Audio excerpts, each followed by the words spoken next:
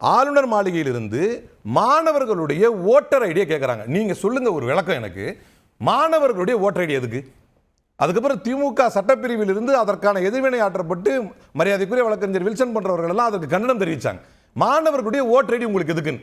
இல்ல அதை நாங்கள் வாபஸ் வாங்கிக்கிறோம், அப்படிப்பட்ட நிகழ்ச்சியை நாங்கள் பண்ணல. இந்த கல்வி நிறுவனங்கள் செயல்பாடுகள் பற்றி நீங்க சொல்றீங்க. இப்போ இந்த அறிக்கையில் அவர் குறிப்பிடுகிறார், அப்பழக்கற்ற பல்கலைக்கழக அதிகாரிகள் பொய்யான புனையப்பட்ட வழக்குகளில் சிக்க வைக்கப்பட்டு காவல்துறையின் அவமானகரமான உளைச்சலுக்கு ஆட்படுத்தப்படுகிறார்கள் அப்படின்ற குற்றச்சாட்டு இந்த அறிக்கையில் அவர் குறிப்பிட்டிருக்கார். சரி, இது நான் அதுதான் கேட்கிறேன். லாஸ்ட் பட் நாட் லீஸ்ட் 6 துணைவேந்தர்கள் இதுவரை நியமிக்கப்படாமல் இருக்கிறாங்க. அதுல கிட்டத்தட்ட சில துணைவேந்தர்கள் 3 ஆண்டுகளாக இவர் வந்ததிலிருந்தே நியமிக்கப்படாமல் இருக்கிறார்கள்.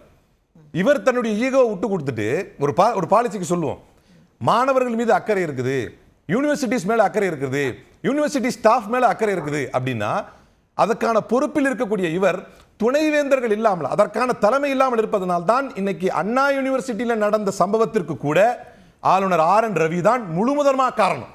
ஏன்னா ஒரு தலைமை இல்லாத ஒரு இடமாக அந்த இடம் இருக்குது. அங்க பராமரிப்புக்கு யார் பொறுப்பெடுப்பா? அதனுடைய நல்லது கெட்டதை யார் அதை தட்டி கேட்பா?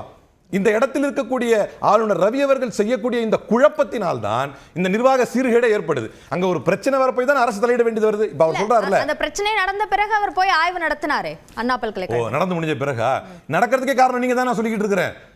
எதுக்கு நியமிக்க மாட்டேங்கிறீங்க? நீங்க 3 வருஷமா துணைவேந்தர்கள் இல்ல சில இடங்கள்ல உங்களுடைய பர்சனல் ஈகோக்காக. அப்ப இது என்ன ஆக்டிவிட்டியா நம்ம கணக்கு எடுப்போம்? இத கிரைமா எடுப்போமா, இல்ல அஃபென்ஸா எடுப்போமா, இது ஆன்டி கான்ஸ்டிடியூஷனல் ஆக்டிவிட்டியா எடுப்போமா?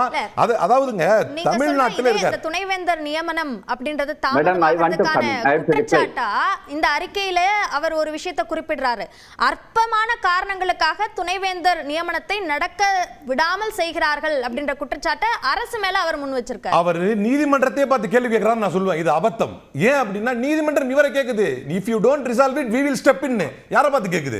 அப்ப யார் அற்பமான அரசியல் செய்கிறா? ஆளுநர் அற்பமான அரசியல் செய்கிறாரா? அரசு அற்பமான அரசியல் செய்கிறதா?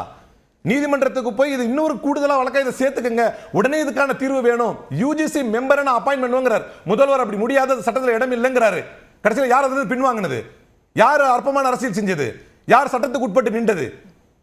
தமிழ்நாட்டில் வாழ்ந்து கொண்டு தமிழ்நாட்டில் இருந்துகிட்டு தமிழ்நாடு கவர்மெண்ட் கொடுக்கிற அனைத்து சலுகையும் அனுபவித்துக் கொண்டு திராவிடம் என்று ஒரு இனம் இல்லை, தமிழ் தாயை விட அவர் என்ன சொல்ல வராரு, பாரத தாய் தான் முதன்மையானதுங்கிறார். அப்ப தமிழ் தாயை எங்க குறைத்து பேசுகிறார். இது எங்க போய் வைக்கிறது?